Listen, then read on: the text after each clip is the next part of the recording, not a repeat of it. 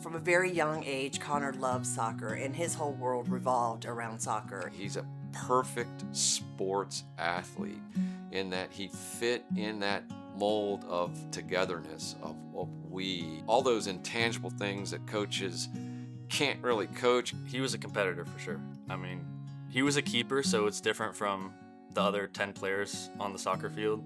There's people jumping, running, trying to tackle you, and I mean, he was amazing.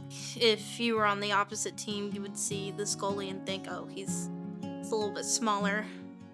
So he didn't think much of it, but then he'd come out and just show everybody who he was. He was always flying around, jumping in the air, and just a great player overall. As the goalie, like, it's kind of, you see everything on the field.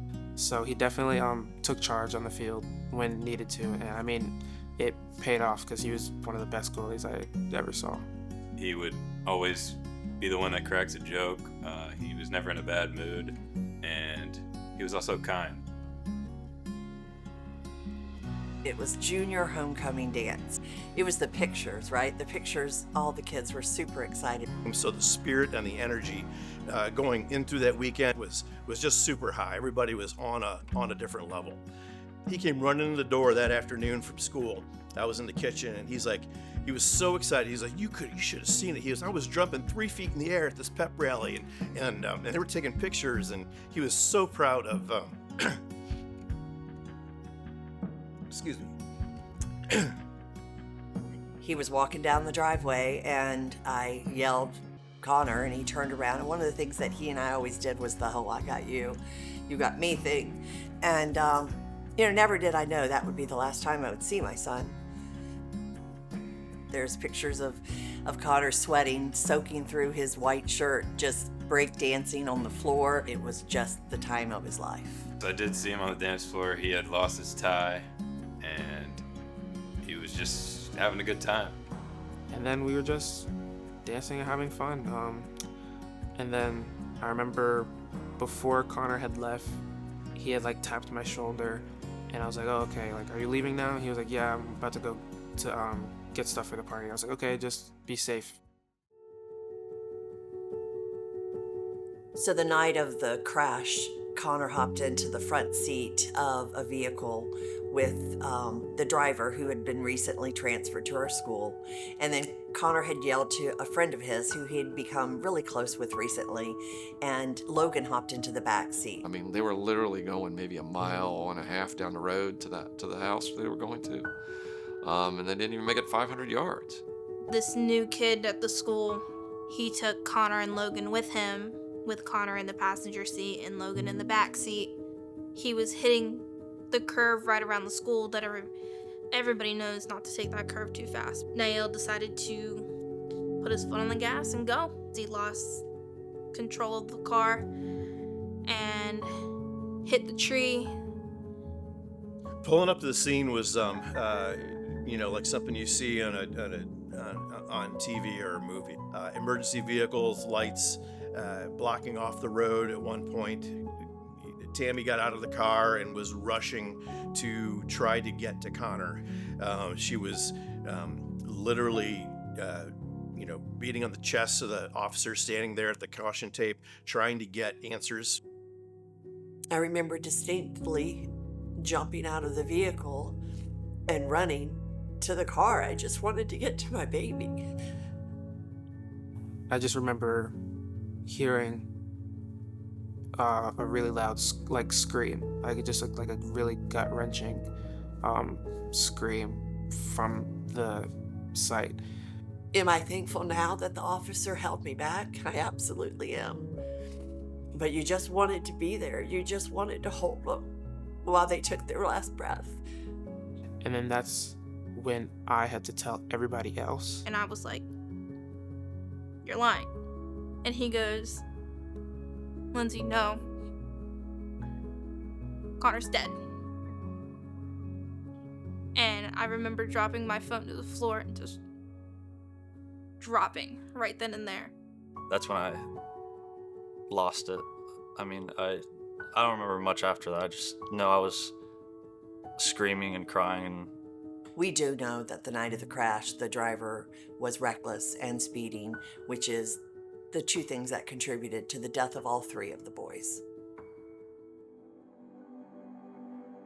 Conner had a lot going for him. He had his whole life ahead of him. He'll never get to graduate. He'll never get to play in the big leagues like he always talked about, because his life was cut too short. When Conner passed, I definitely fell into like a massive depression. I didn't really want to go to school anymore. Tammy's, only boy is no longer in her life, and that's not something you ever get over. And it took us a long time. It took Tammy a long time to get to the point where we could rationalize how to get through day-to-day life. I think as a parent, you're never prepared to lose your child. It's certainly not the natural order of things. So losing Conner, it's almost unexplainable. I don't know that there's enough adjectives to describe the pain of losing your son and the damage that it does, not just to Dan and I, not just to his siblings, but to our entire family, to our community. The impact of that crash that night and what it has done to so many people when it was so preventable. There's no doubt in our mind as to what happened that night.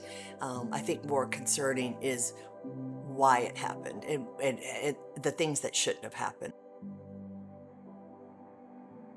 I remember seeing him drive in the parking lot before, and I said to one of my friends, I was just like God forbid, but one day, like, he's going to get himself and somebody else killed. Dozens of people came up to us after this accident saying they knew of the way that this young man drove, and it could have been prevented.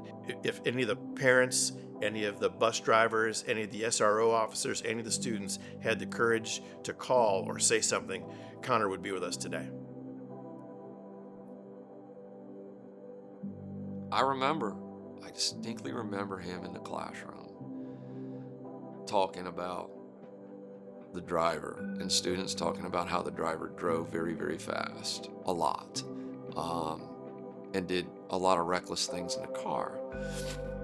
And I remember Conner standing up at his desk, because half the time he couldn't sit, so he's standing up, flipping through his notebook, talking to me, and he looks over and he says, "Don't worry about it, Coach.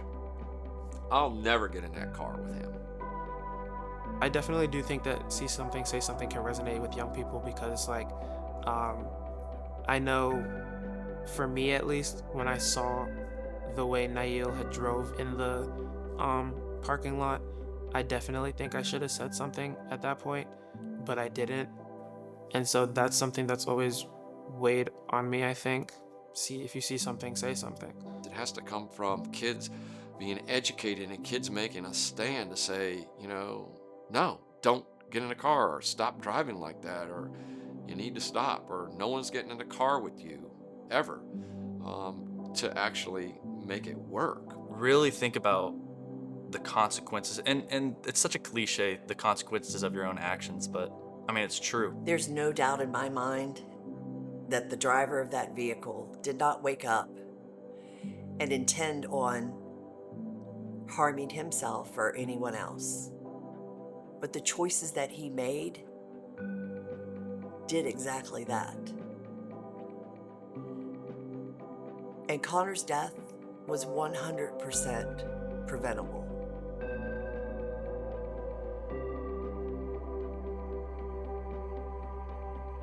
I think that makes a good student athlete is just being able to take feedback regardless of it being negative, even though most times if it's feedback, it's to help you get better. Those things are important, and to have that strength in a car would be similar to the kind of strength that Conner had on the field, in directing and supporting his team. We watched Conner control the field. We watched him direct his teammates. We watched him groom them off of the field.